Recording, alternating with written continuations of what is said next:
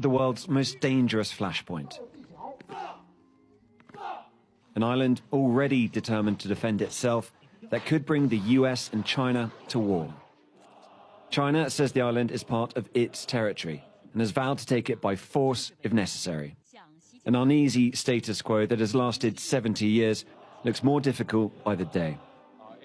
In an exclusive interview with Sky News, Taiwan's foreign minister said he feared the worst. They have been conducting disinformation campaign, hybrid warfare, and recently they have increased their gray zone activities against Taiwan. And all these seem to be preparing for their final military assault against Taiwan.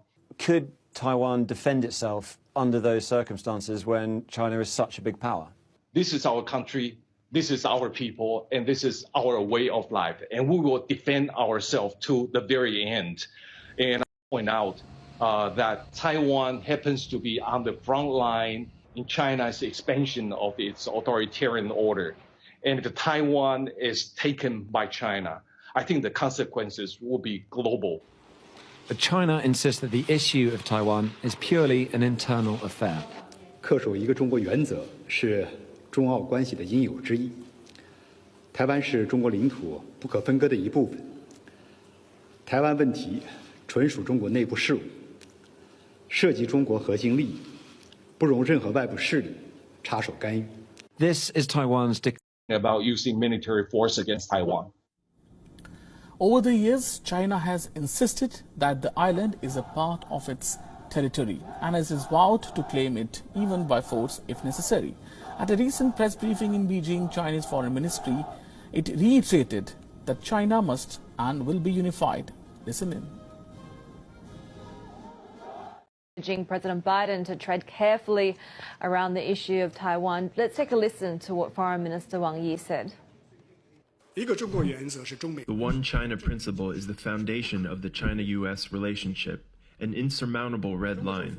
There is no room for compromise or concession on Taiwan, and we urge the new U.S. administration to understand the sensitivity of the issue and move away from the previous dangerous practice that was playing with fire.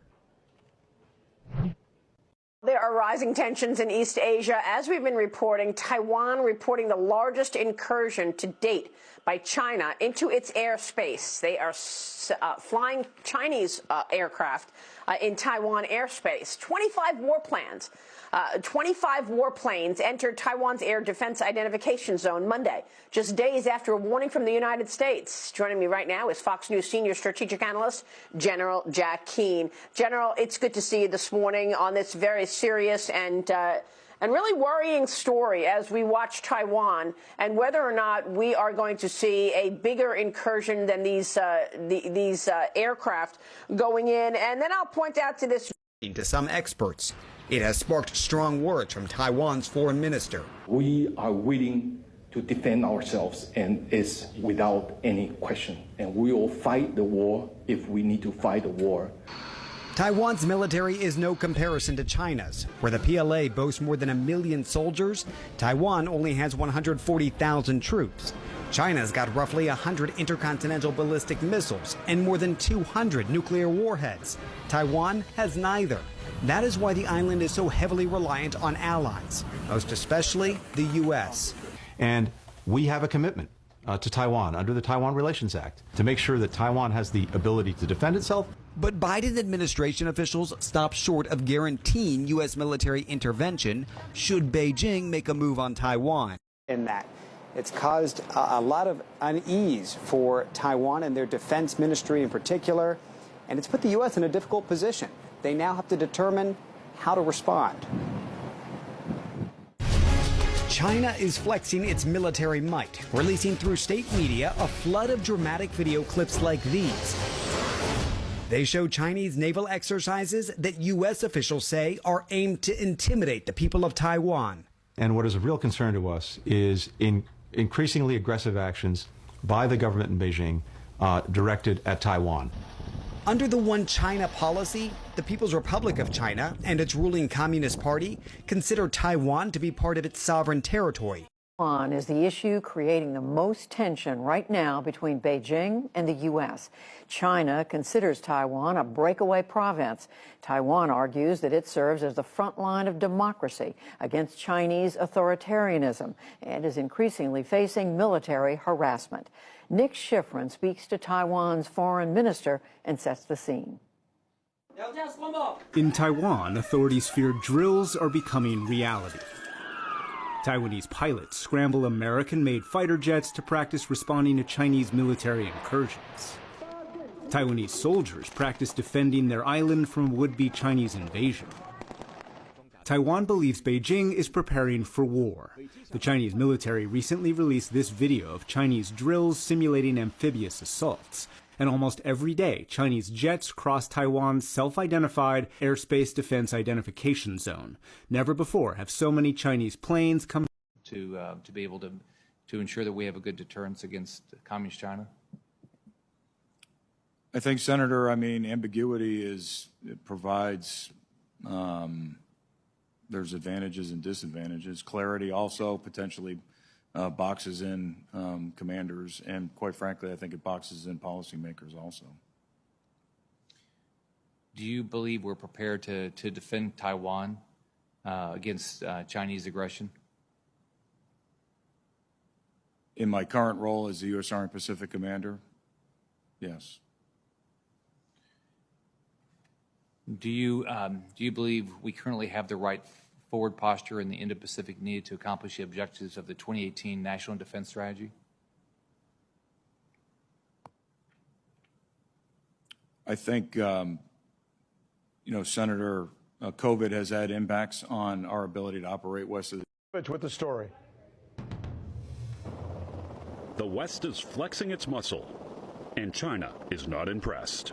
The so-called joint military exercises by these countries, frankly speaking, has no impact on China at all. They're just burning a little more oil for themselves.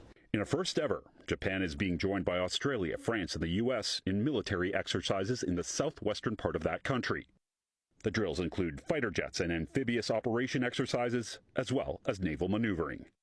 Many believe that the activity in Japan is a show of force aimed at China, as Japan works towards expanding and consolidating military alliances in an effort to deter the neighboring superpower.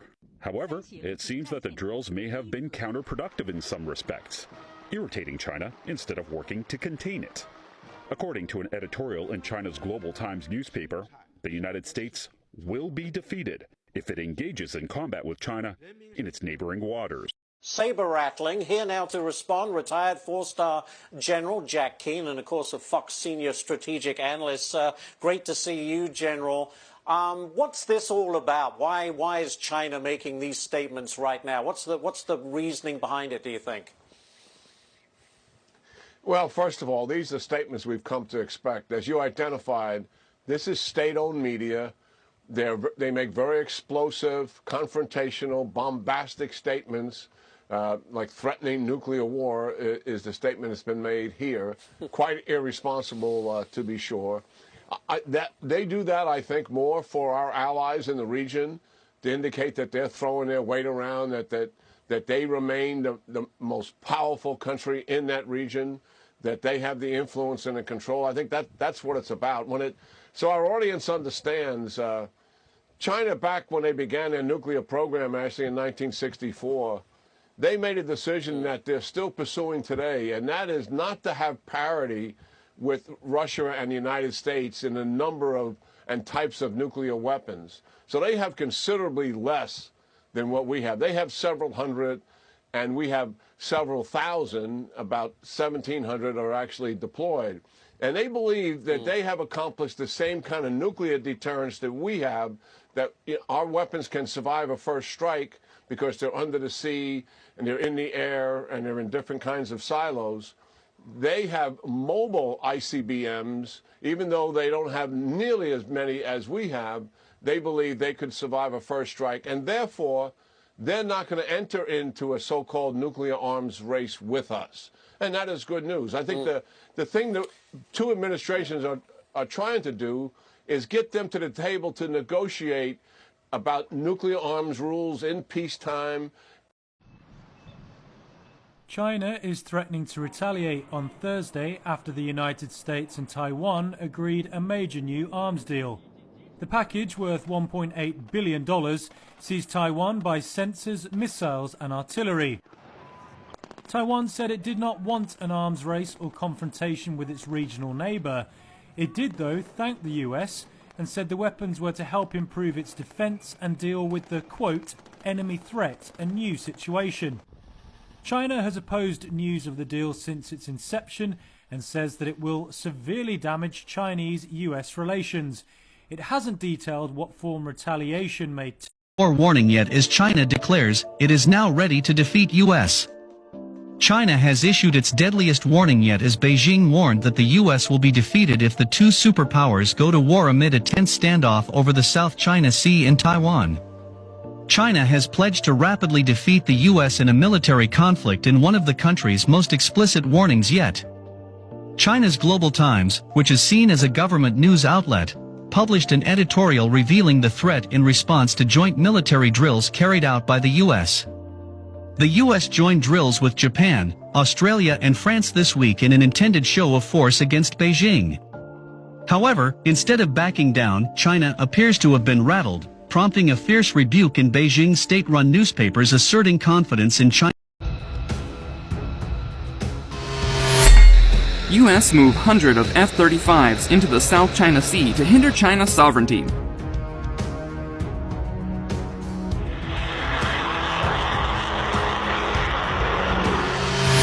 Japan is the United States' most significant ally in the whole Indo-Pacific region, and it is also the most vocal supporter of the U.S. strategy of containing China. Unlike other nations, the Japanese government has officially stated that if future hostilities across the Taiwan Strait hit the southwestern islands, particularly the Diaoyu Islands, the Japanese self-defense forces will fully collaborate with the U.S. military.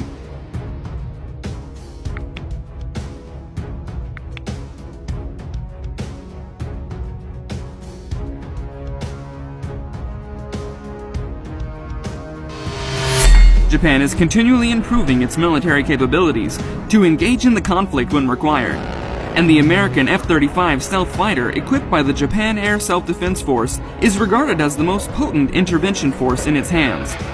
Japan Air Self-Defense Force is preparing to deploy the third F-35A fighter unit built in the United States.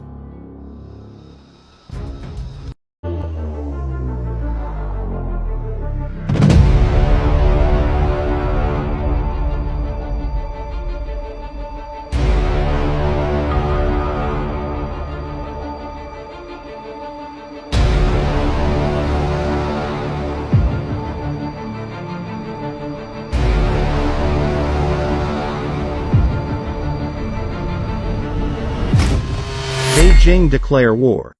China tells to military to prepare war with U.S. in South China Sea.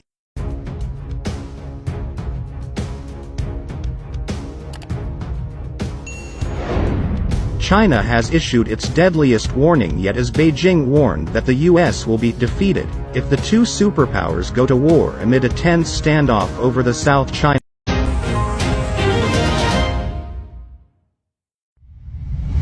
War begins. China launch missile strike as the U.S. military issues deadly war warning near South China Sea border. China has issued its deadliest warning yet as Beijing warned that the U.S. will be defeated if the two superpowers go to war amid a tense standoff over the South China Sea in Taiwan.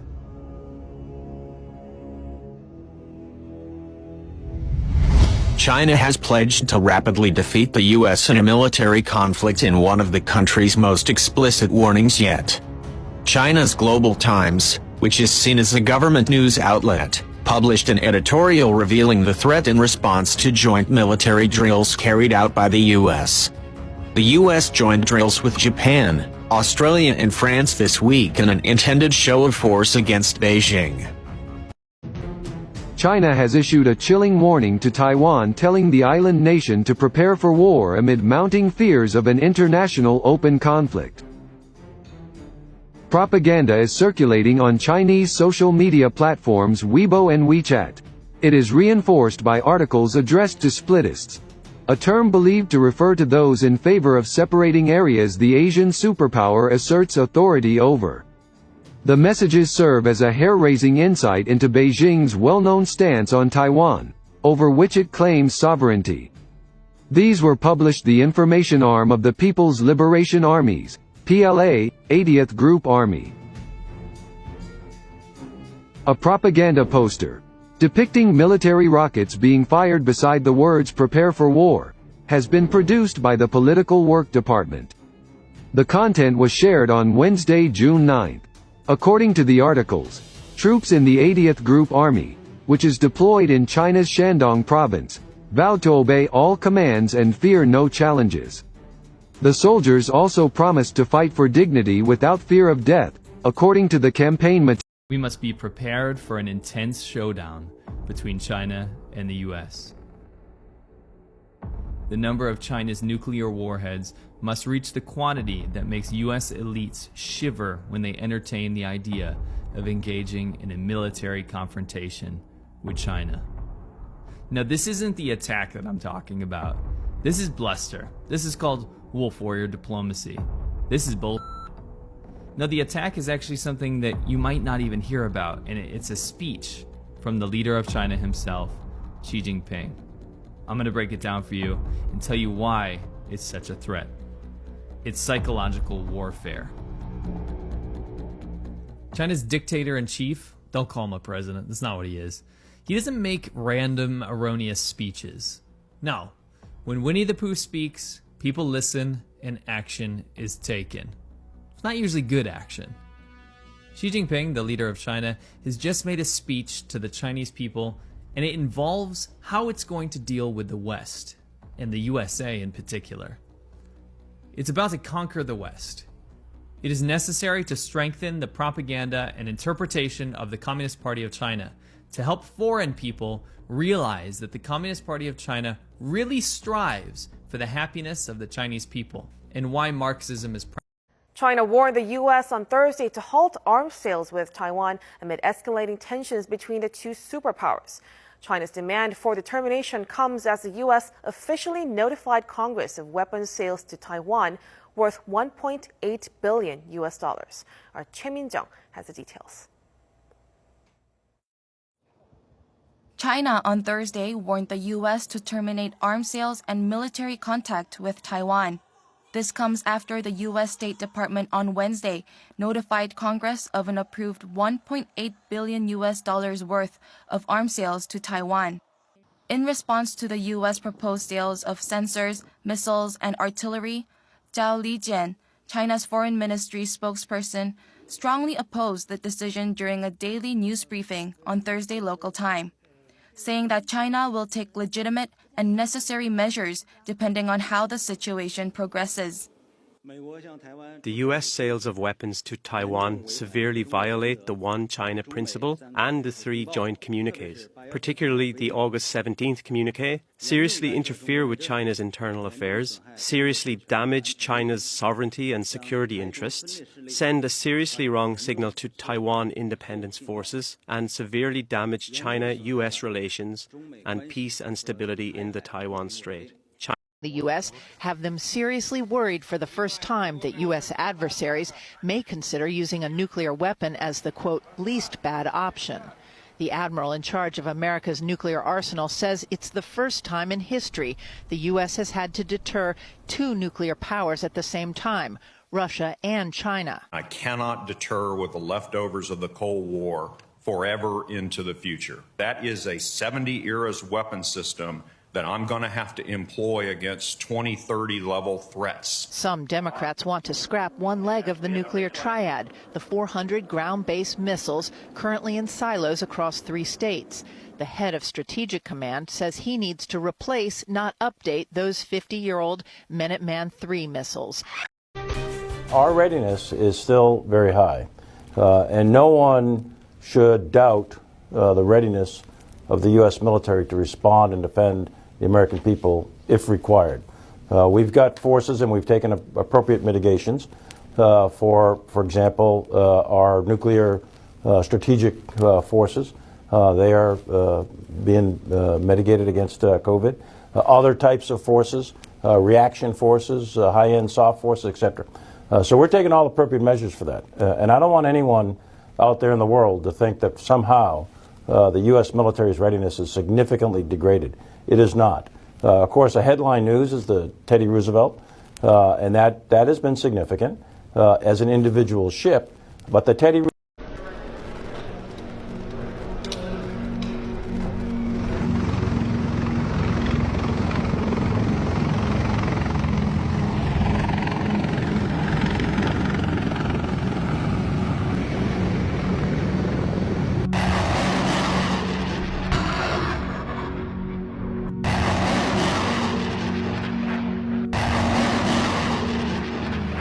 America's Navy is preparing for island warfare against China military. Future fights promise to be joint fights that mesh capabilities for naval and non-services.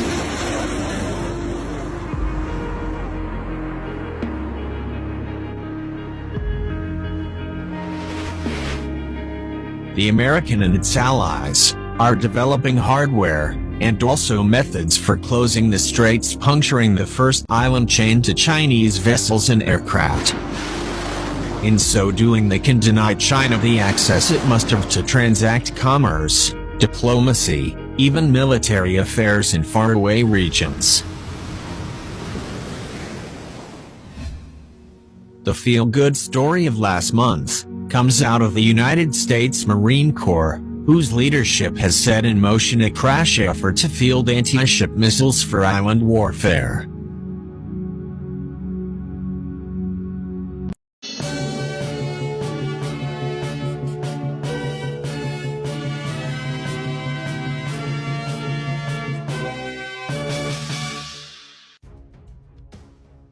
Prepare for war. 100,000 U.S. Marines sent to China in preparation for the fight against the People's Liberation Army. The United States Marines prepare for rising challenge from China's military in contested territory. And now the Marine Corps is stepping up coaching in Japan for island-based fighting within the Indo-Pacific region, and placing it at the forefront of a pivot by the United States military to face the military challenge from China in the territory. The Marines are preparing for a far larger and more sophisticated adversary than extremists in the Middle East and Afghanistan, the focus of their operations in recent years. China's military satellites, cyberwarfare capabilities, use of artificial intelligence, and narrowing gap with U.S. firepower make it what the Pentagon calls a near-peer rival. At one of a series of recent exercises, a few dozen Marines faded into the long grass after touching down in two CH-47 Chinook helicopters, followed by Japanese soldiers arriving in two Osprey tilt-rotor aircraft.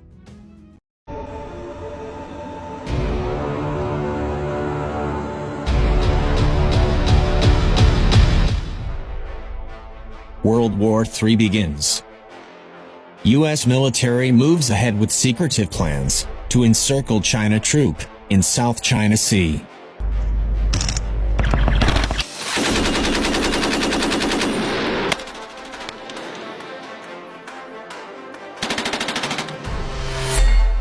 Joe Biden is moving ahead with a terrifying plan to encircle China by planting U.S. troops on islands around the mainland country, amid growing fears of military conflict.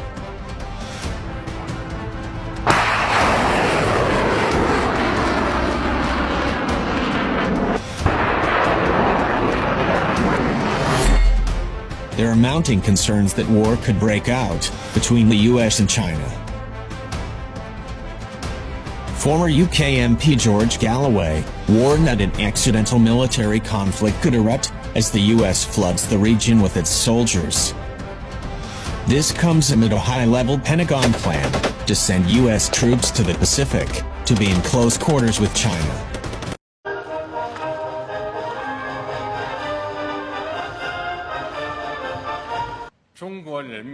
The Chinese people are people who uphold justice and are not afraid of violence. The Chinese nation is a nation with a strong sense of national pride and self-confidence. The Chinese people have never bullied, oppressed, or enslaved the people of other countries. They haven't in the past, they are not now, and they won't be in the future. At the same time, the Chinese people will never allow any foreign forces to bully, oppress, or enslave us. Anyone who dares try to do that will have their heads bashed bloodied against the Great Wall of Steel, forged by over 1.4 billion Chinese people.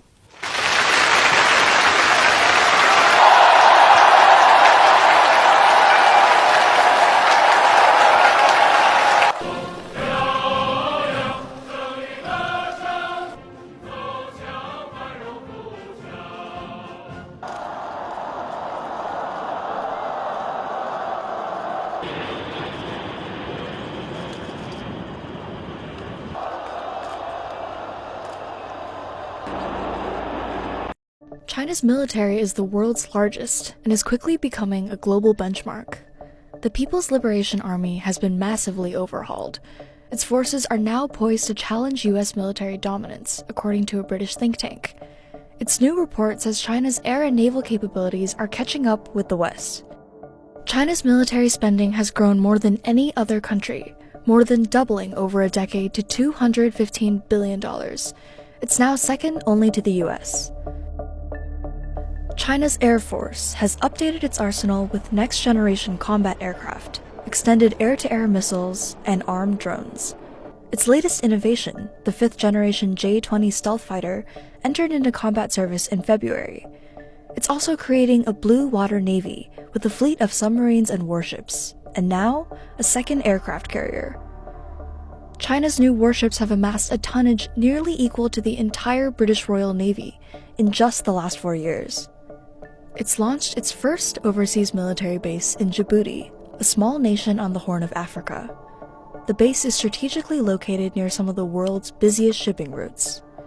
While not yet on par with the US, China's military is well on its way to becoming a world-class force.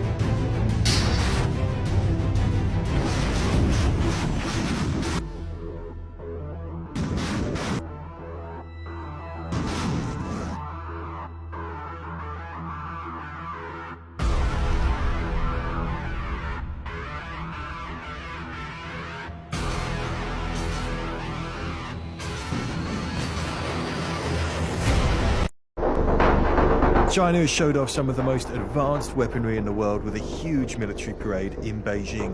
In a full display of power for its rivals, they've unveiled a new range of high-tech military weapons for the very first time. One of those is this intercontinental ballistic missile. It can carry up to 10 nuclear warheads and can reach the United States in as little as 30 minutes. With a range of 9,000 miles, it can fly further than any other nuclear missile in the world. Overhead, a new strategic bomber designed to project power far into the Pacific Ocean, and China's first stealth jet fighters. But the showstoppers were the weapons of the future. There was the Sharp Sword combat drone, an unmanned aerial combat vehicle that could make piloted strike fighters obsolete. This supersonic reconnaissance drone, designed to locate American aircraft carriers far out in the Pacific Ocean. And a hypersonic missile, a sleek dart that flies at more than 5 times the speed of sound, so fast it can penetrate all existing missile defenses used by the West.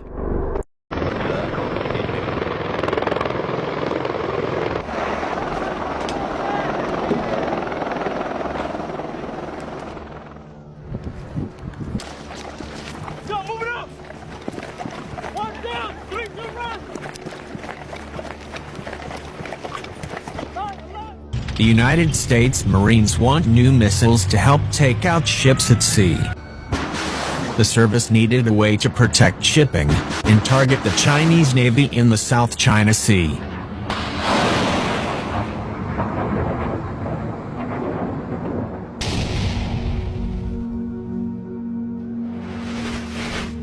According to a report, the United States Marine Corps wants new missiles so its forces can help the American Navy to sink enemy ships, and it wants them soon.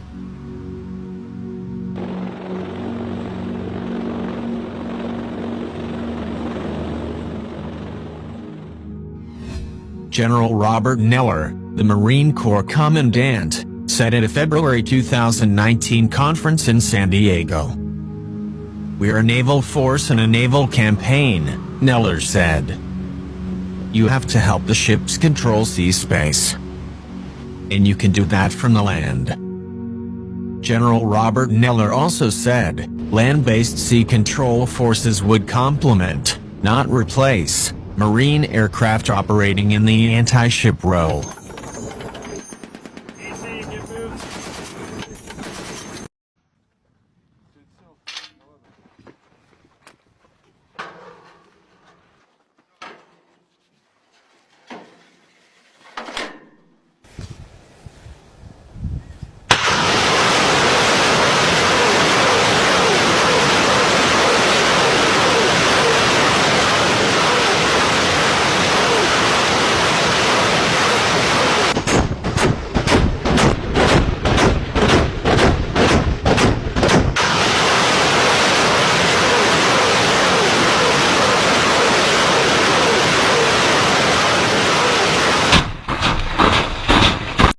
Superpowers are facing off over this. They will immediately execute fire. And there are military exercises, one after another. I'm going to tell you why everyone is fighting over the South China Sea.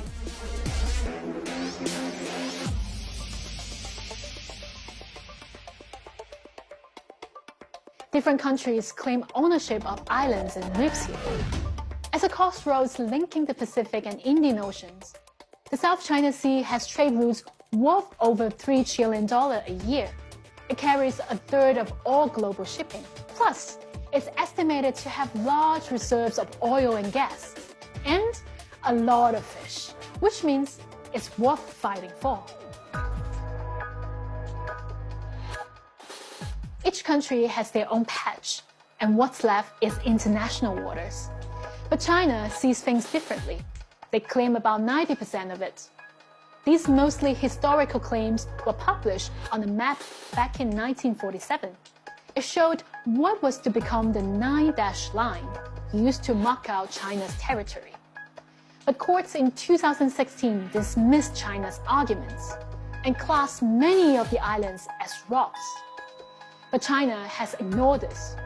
Others are also arguing over who owns the islands. Taiwan, Malaysia, and Brunei have claims, as do the Philippines and Vietnam, who have been building on disputed islands. China has built more artificial islands in the area than any other country, and this breaks international law. These were once coral reefs and rocks, but they have now become bases, and uninvited visitors are not welcome. Philippine military aircraft, I'm warning you again. Leave immediately. China has tightened its military grip on South China Sea in the recent years. 2013, China has been trying to claim almost 90% of the South China Sea. China argues it has historic rights over this territory because Chinese analysts and academics contend that the islands of the South China Sea were first discovered by China's Han Dynasty more than 2 millennia ago.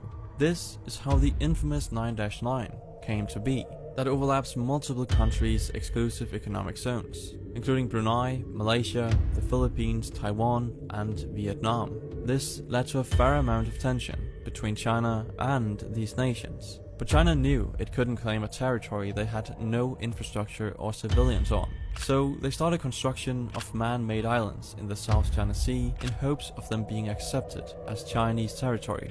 Or at least that was what we thought they were doing, until satellite imagery revealed the alarming truth. China was building military bases on the islands equipped with airstrips and high-tech equipment such as anti-aircraft guns. It was clear that China was ready to do whatever it took to take control of the South China Sea. This would eventually lead to the Philippines bringing this to an international tribunal in The Hague that unsurprisingly ruled against China's claims to the sea. However, China promptly rejected the authority of the tribunal and its findings in the case, which led to China continuing its operations in the South China Sea. This is the reason why China still to this day has a strong presence in the area.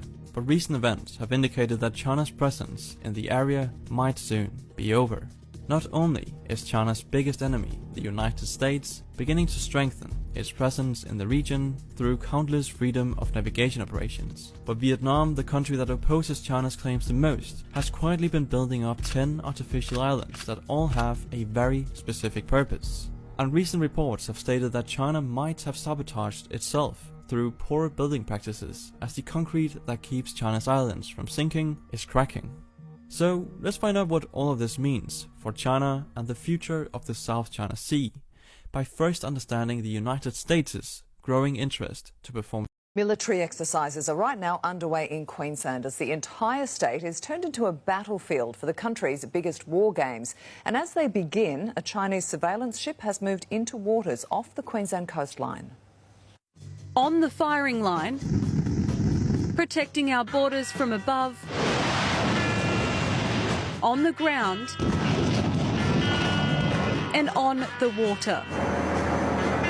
Carefully calculated, this is exercise Talisman Sabre and very realistic. But these mock-up situations are preparing for the real thing. It's essential that it take place even during COVID because we know the threats in the Indo-Pacific continue. For the next 18 days, the bilateral training will test our forces. 17,000 sets of feet on the ground from Australia and the US. Our alliance matters now more than ever, and this is yet another sign of just how important that is. Operations spreading right along the Queensland coastline, underwater and inland. The country's largest defence war games are ready to begin. I declare exercise Talisman Sabre 2021 open. This fleet here is just a tiny part of what will be involved in the exercise. Around 40 Australian aircrafts will be used, while 70 will be flown in from the US. And while a handful of countries were welcome to observe this year's exercises, the Chinese were not. A spy ship lurking off Queensland waters now being closely monitored. This is why, in part, it's very important for this operation to be a great success. Natasha Kramer. Sending China a group message, drafted by the US, endorsed by its allies. Including the European Union, the United Kingdom, Australia, Canada, New Zealand, Japan and NATO. 30 countries in total, the message direct. A line has been crossed and it's time it stopped. Naming and shaming our biggest trading partner for orchestrating cyber attacks on tens of thousands of businesses this year, including in Australia. Malicious cyber activities by China's Ministry of State Security. Accusing Beijing of engaging cyber criminals, hacking into Microsoft's Exchange software, breaching businesses' email systems, stealing commercial secrets and intellectual property, demanding multi-million-dollar ransoms. The Chinese government is not doing this themselves, but are protecting those who are doing it, and maybe even accommodating them being able to do it. I think it's a really powerful message to the Chinese Communist Party that this type of behaviour isn't going to be tolerated. From the Chinese embassy in Canberra, a powerful denial, accusing Australia of itself hacking, calling its protest extremely hypocritical, like a thief crying, "Stop the thief." Intelligence chiefs have warned that Australia is prepared to launch online counter-offensives against state-sanctioned hackers. And at least one minister says the time for that cyber warfare has come. They are legitimate targets and we'll do whatever we can to disrupt their business practice. Hacking the hackers. China has ramped up military operations in the Taiwan Strait significantly in recent days, and there are fresh fears of a Chinese invasion of Taiwan. China views Taiwan as a renegade province and could be tempted to make a move because, according to some experts, Beijing sees the Biden administration as weak. But would China actually risk war over Taiwan? And then what would America do? While China talks tough and has improved its military by stealing technology from the United States, Chinese leaders are keenly aware their military has not fought a major war in 42 years. And when it did in 1979, it lost, in the view of some experts, to Vietnam. But the commander of the U.S. Navy's Pacific Fleet warned the Senate Armed Services Committee that taking over Taiwan remains China's #1 strategic priority. My opinion is this problem is much closer to us than most think, and we have to take this on with urgency. With China's military untested in combat while America's has been fighting in several nations, some experts say the last thing China wants is a shooting war with the United States. Close call involving an American surveillance plane and a Chinese fighter jet. It happened earlier this week in international airspace off China's southeastern coast. Margaret Brennan has more. This armed Chinese fighter jet came within 20 feet of a U.S. Navy P-8 Poseidon aircraft on Tuesday. So close, the pilots could see each other. They just narrowly avoided colliding. The Pentagon said despite being in international airspace over the South China Sea, the Chinese J-11 fighter jet made 5 dangerous and aggressive passes. First, the jet flew under the slow-moving U.S. plane. Then it flashed past the nose of the aircraft at a 90-degree angle. The Pentagon said the jet exposed its belly to the U.S. plane to make a point of showing its weapons. The jet then went back under the P-8 before coming alongside the plane.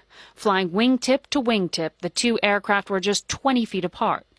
Then the Chinese fighter pilot performed a barrel roll over the U.S. plane at close range, passing within 45 feet. The risky incident is the latest in a series of close encounters between the two countries, which are trying to assert their military might in the South China Sea. Similar flybys happened in March, April, and May, all conducted by the same unit of the Chinese Air Force based on Hainan Island. But Pentagon spokesman John Kirby said this week's incident was the most aggressive. The message we're sending back to China is that's unacceptable and unhelpful to the military relationship that we would like to have with them.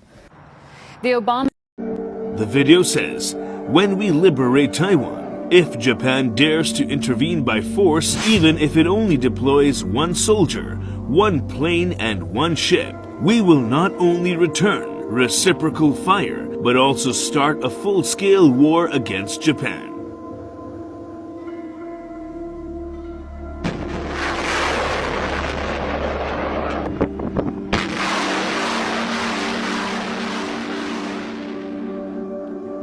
We will use nuclear bombs first. We will use nuclear bombs continuously until Japan declares unconditional surrender for the 2nd time. What we want to target is Japan's ability to endure a war, as long as Japan realizes that it cannot afford to pay the price of war. It will not dare to rashly send troops to the Taiwan Strait.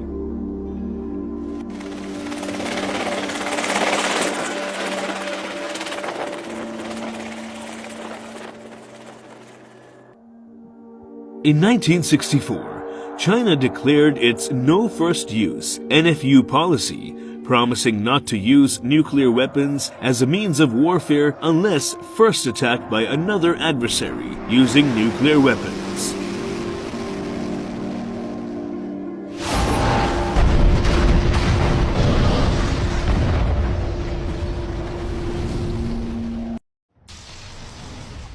From President Biden to North Korea's 37-year-old dictator who just launched 2 sets of missiles within a few days. The latest, a test firing of ballistic missiles nearly 300 miles into the sea. There will be responses if they choose to escalate. We will respond accordingly. But I'm also prepared for some form of diplomacy, but it has to be conditioned upon the end result of denuclearization.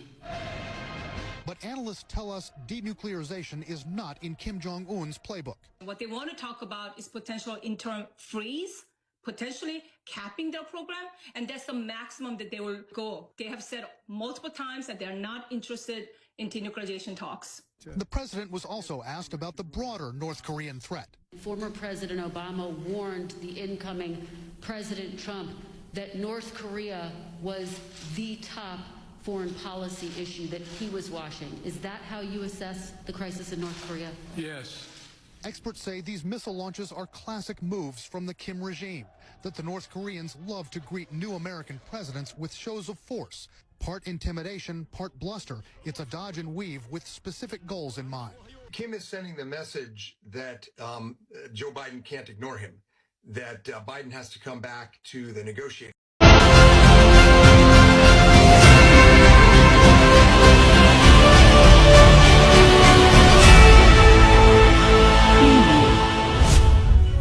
India ask help.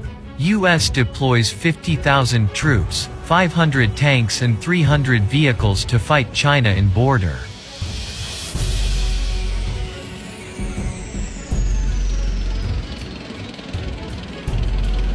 The Indian Army has deployed more than 50,000 troops and its T-90 and T-72 tanks along the border region, supported by BMP-2 infantry combat vehicles. A 2020 assessment from Global Firepower estimates that the very large Chinese army is comprised of as many as 2 million active duty personnel and 510,000 in reserves, more than 2 or 3 times larger than the U.S. Army's standing active force.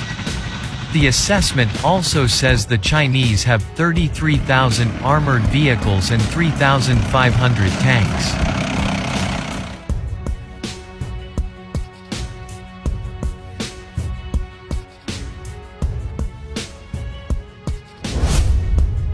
China is planning to fortify its border with India, leveraging a large deployment of light tanks, a development that brings the possibility of heightening tensions between the two countries and prompting a clear Indian response. An Indian newspaper, in response to reports that China would advance this deployment across a line of actual control along the border, quotes an Indian military official saying that Chinese light tanks won't be of any match to the is holding out its model as a thriving alternative.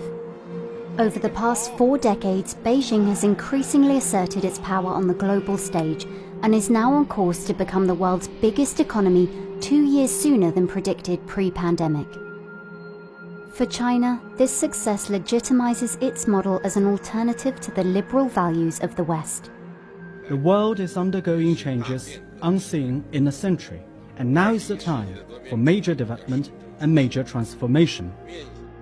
But for the US and its allies, this authoritarian blueprint is seen as a threat to their democratic ideals.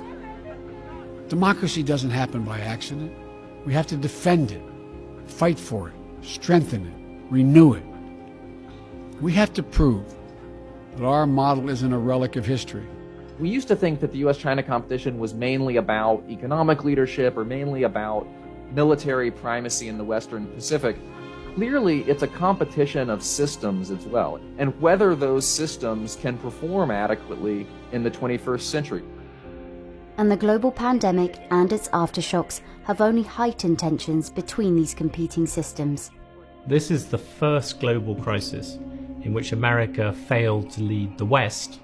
When historians come back to look at the issue of COVID and geopolitics, they will ask, was 2020-21, were those pivotal years? Was that the year when suddenly Asian countries, China in particular, really began to seem as if they were back on top? So what does it mean for the world as two superpowers go head-to-head, not just over trade or borders, but ideology?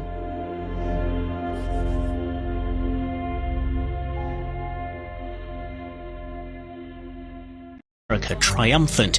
It had won the Cold War. It was in charge. A new world order can emerge, a new era, freer from the threat of terror, stronger in the pursuit of justice, and more secure in the quest for peace. There is no substitute for American leadership. In the face of tyranny, let no one doubt American credibility and reliability. Let no one doubt our staying power.